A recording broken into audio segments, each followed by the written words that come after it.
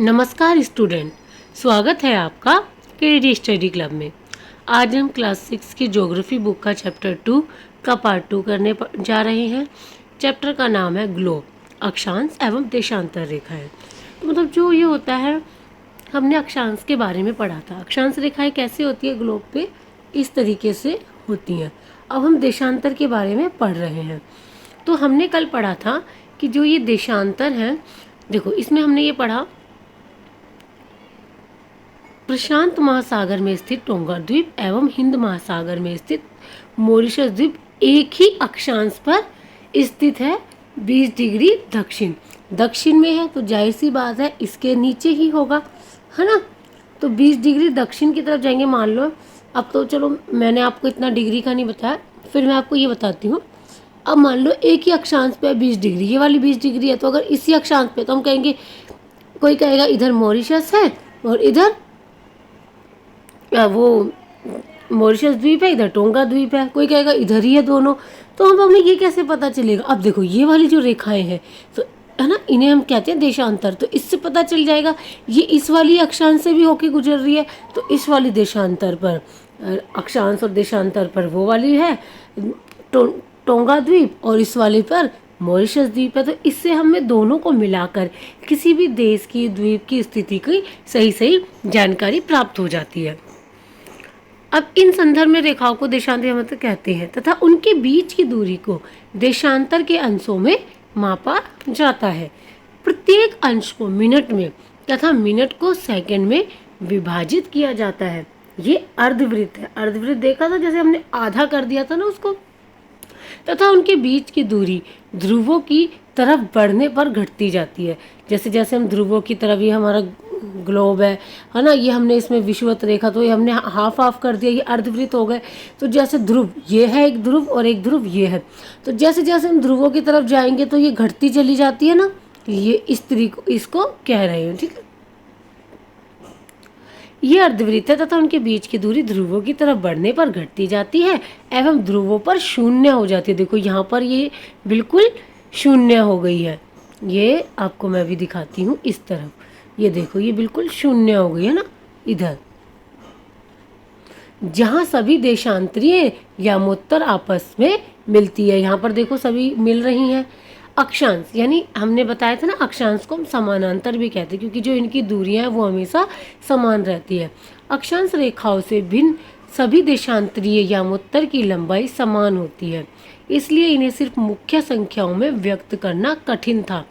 तब सभी देशों ने निश्चय किया कि ग्रीनिच, जहाँ ब्रिटिश राजकीय वेधशाला स्थित है, से गुजरने वाली यामोत्तर से पूर्व और पश्चिम की ओर गिनती शुरू की जाएगी। जिस तरीके से हमने ग्लोब को एक विषुवत रेखा से करा, तो ऐसी ही अक्षांश रेखाओं को हमने विषुवत रेखा से ऊपर की तरफ वाली उत्तरी अक्षांश और नीचे की तरफ वाली को दक्षिणी अक्षांश का। अब इसी तरीके से हम देशांतर की कैसे वो करें, तो एक ग्रीनविच लाइन है। ग्रीनविच देखो, ये प्रमुख यामोत्तर, जो इससे इस तरफ जाएगी वो पूर्व देशांतर रेखाएं कहलाएंगी, और जो इस तरफ जाएंगी वो पश्चिम देशांतर रेखाएं कहलाएंगी, ठीक है। जिस तरीके से हमने अक्षांश रेखाओं के बारे में पढ़ा था। इस यामोत्तर को प्रमुख यामोत्तर कहते हैं। इसका मान 0 डिग्री, इसको हम 0 डिग्री मानते हैं, तथा यहाँ से हम 180 डिग्री पूर्व तथा 180 डिग्री पश्चिम तक गणना करते हैं, क्योंकि हमारा जो पूरा, अगर हम किसी सर्कल को लेते हैं तो वो कितना होता है, 360 डिग्री होता है। तो 180 तक हमारी पश्चिमी देशांतर हो जाएंगी और 180 तक पूर्वी देशांतर रेखाएं हो जाएंगी। इसका मान 0 डिग्री होगा किसका, प्रमुख यामोत्तर का, ठीक है। प्रमुख यामोत्तर तथा 180 यामोत्तर मिलकर पृथ्वी को 2 समान भागों में, पूर्वी गोलार्ध एवं पश्चिमी गोलार्ध में विभक्त करती है। जिस तरीके से हमारी विषुवत रेखा उत्तरी उसको कर रही थी, है ना, उत्तर को और दक्षिण को, इसी तरीके से प्रमुख यामोत्तर पूर्व और पश्चिम को हाफ में डिवाइड करती है। इसलिए किसी स्थान के देशांतर के आगे पूर्व के लिए अक्षर पू तथा पश्चिम के लिए अक्षर पा का उपयोग करते हैं।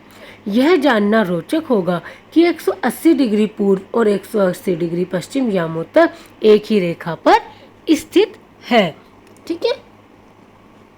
अब ग्लोब पर समानांतर यानी अक्षांश रेखाओं एवं देशांतरी यामोत्तर के द्वारा बनी ग्रिड, ग्रिड मतलब एक जाल, ये जाल सा बन गया ना, देखो ये ऐसे जा रही हैं, फिर ये ऐसे जा रही है, तो ये हमारा एक तरीके का जाल बन गया। अगर आपको किसी स्थान के अक्षांश एवं देशांतर की सही जानकारी हो तो ग्लोब पर आप उस स्थान का पता आसानी से लगा सकते हैं कि ये इतने डिग्री दक्षिण में है, इतने डिग्री पूर्व में है, तो इस तरीके से हम उस जगह का सही सही बिल्कुल पता लगा पाएंगे। उदाहरण के लिए असम में धुबरी, असम में क्या है, एक धुबरी जगह है जो 26 डिग्री उत्तर है।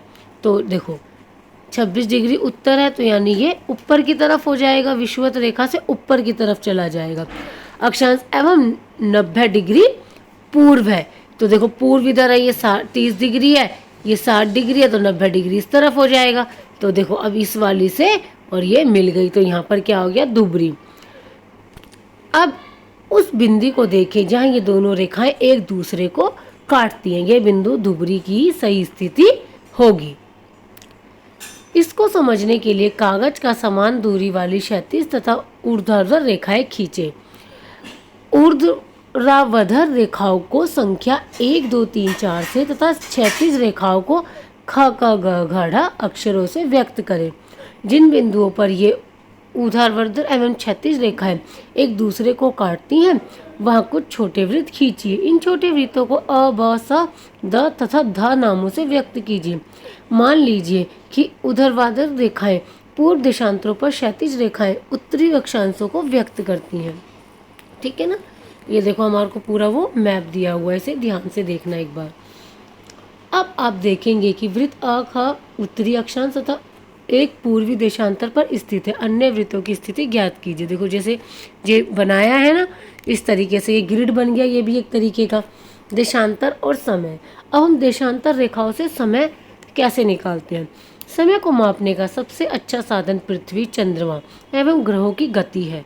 सूर्योदय एवं सूर्यास्त प्रतिदिन होता है, अतः स्वाभाविक ही है कि यह पूरे विश्व में समय निर्धारण का सबसे अच्छा साधन है। स्थानीय समय का अनुमान सूर्य के द्वारा बनने वाली परछाई से लगाया जा सकता है। जो पुराने लोग थे ना, वो पहले ये देखते थे कि सूरज कहाँ पर है, उसकी स्थिति को देख के और छाए को देख के ही बता देते कि इतने बज रहे होंगे। उन्हें घड़ी की जरूरत नहीं पड़ती थी, जो दोपहर में सबसे छोटी एवं सूर्योदय तथा सूर्यास्त के समय सबसे लंबी होती है। ग्रीनिच पर स्थित प्रमुख यामोत्तर पर सूर्य जिस समय आकाश के सबसे ऊंचे बिंदु पर होगा, उस समय यामोत्तर पर स्थित सभी स्थानों पर दोपहर होगी। चूंकि पृथ्वी पश्चिम से पूर्व की ओर घूमती है, चक्कर लगाती है, अतः वह स्थान जो ग्रीनिच के पूर्व में है उनका समय ग्रीनिच समय से आगे होगा, और जो पश्चिम में है उनका समय पीछे होगा। क्योंकि देखो पृथ्वी हमारी इस तरीके से घूमेगी, तो पहले इधर सूरज की किरणें पड़ रही है, बाद में इधर, फिर इधर, फिर इधर, तो पूर्व में पहले पड़ी और पश्चिम में बाद में। ठीक है, अब ये चूंकि पृथ्वी पश्चिम से पूर्व की ओर चक्कर लगाती है, इसीलिए पहले पूर्व में सूरज दिखता है, बाद में पश्चिम में। तो ठीक है, उनका पश्चिम का समय जो होता है वो पीछे चलता है। समय के अंतर की दर की गणना निम्नलिखित विधि से की जा सकती है। पृथ्वी लगभग 24 घंटे में अपने अक्ष पर 360 घूम जाती है, अर्थात वह 1 घंटे में 15 डिग्री एवं 4 मिनट में 1 डिग्री घूमती है। अगर अंदाजा लगाए तो एक डिग्री को पृथ्वी जब 1 डिग्री घूम जाती है तो इसका मतलब उसने कितना समय लिया, 4 मिनट। इस प्रकार जब ग्रीनिच में दोपहर के 12 बजते हैं तब ग्रीनिच से 15 डिग्री पूर्व में समय होगा। अब 15 डिग्री पूर्व, 1 डिग्री के लिए कितना टाइम लग रहा है, 1 डिग्री घूमने के लिए 4 मिनट लग रहे हैं। तो 15 डिग्री घूमने के लिए हमने पहले 15 को 4 से गुणा कर दिया, यानी 60 मिनट, पूरा 1 घंटा, अर्थात ग्रीनिच के समय से 1 घंटा आगे, अर्थात वहाँ दोपहर का 1 बजा होगा। और यदि ग्रीनिच पर 12 बज रहे हैं तो, लेकिन ग्रीनिच से 15 डिग्री पश्चिम का समय करेंगे तो वहाँ पर 1 घंटा पीछे होना होगा, यानी वहाँ पर कितने बज रहे होंगे, 11 बज रहे होंगे, वहाँ के 11 बजे होंगे। इसी प्रकार जब ग्रीनिच पर दोपहर के 12 बजे होंगे उस समय 180 डिग्री पर मध्य रात्रि होगी। किसी भी स्थान पर जब सूर्य आकाश में अपने उच्चतम बिंदु पर होता है दोपहर में, उस समय घड़ी में दिन के 12 बजते हैं। इस प्रकार घड़ी के द्वारा दिखाया गया समय उस स्थान का स्थानीय समय होगा। आप देख सकते हैं कि दिए गए देशांतरी यामोत्तर पर सभी स्थानों का स्थानीय समय समान है। हम मानक समय क्यों मानते हैं? अब मानक समय माना जाता है, उसी से ही पूरे देश का समय चलता है। अलग अलग यामोत्तर पर स्थित स्थानों के स्थानीय समय में अंतर होता है। उदाहरण के लिए बहुत से देशांतर से होकर गुजरने वाली रेलगाड़ियों के लिए समय सारणी तैयार करना कठिन होगा। भारत में गुजरात के द्वारका तथा असम के डिब्रूगढ़ के स्थानीय समय में लगभग 1 घंटा 45 मिनट का अंतर होगा। इसलिए यह आवश्यक है कि देश के मध्य भाग से होकर गुजरने वाली किसी यामोत्तर के स्थानीय समय को देश का मानक समय माना जाए। देखो, अब ये हमारा पूरब है, ये पश्चिम है, तो सूरज की किरणें पहले इधर पड़ेंगी तो सूरज पहले इधर दिखेगा।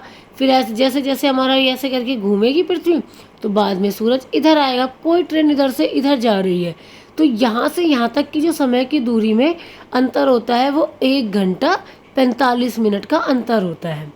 ठीक, इस यामोत्तर रेखा के स्थानीय समय को पूरे देश का मानक समय माना जाता है। भारत में 82.5 पूरब को मानक यामोत्तर माना गया है। इस यामोत्तर के स्थानीय समय को पूरे देश का मानक समय माना जाता है। मतलब कि जो वहाँ का है मानक समय, उसी से ही पूरे देश का मानक समय चलता है। किसका? भारत का। इसे भारतीय मानक समय के नाम से जाना जाता है। कबीर भोपाल के निकट एक छोटे से नगर में रहता है। वह अपने मित्र आलोक से कहता है कि वे लोग आज रात्रि में ही नहीं सो पाएंगे। भारत एवं इंग्लैंड के बीच एक क्रिकेट मैच लंदन में 2 बजे अपराह्न में शुरू होगा, अर्थात भारत के समयानुसार मैच शाम के 7:30 बजे। जब वहाँ पर 2 बज रहे हैं लंदन में, तो यहाँ कितने बज रहे हैं? 7:30 बज रहे हैं, तथा देर रात्रि में समाप्त होगा। क्या आप जानते हैं कि भारत एवं इंग्लैंड के बीच समय में क्या अंतर है?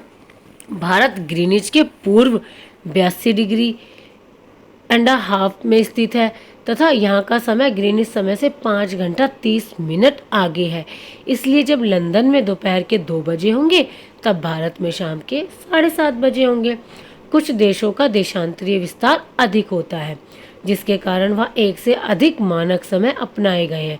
मान लो विस्तार उनका इस तरीके से ज़्यादा है, तो इधर तक आने में अब मानक समय में तो बहुत ज़्यादा अंतर हो जाएगा, तो वो इसलिए वो एक से ज़्यादा मानक समय मान लेते हैं। अब उदाहरण के लिए रूस में 11 मानक समयों को अपनाया गया है। पृथ्वी को 1-1 घंटे वाले 24 समय क्षेत्रों में बांटा गया है।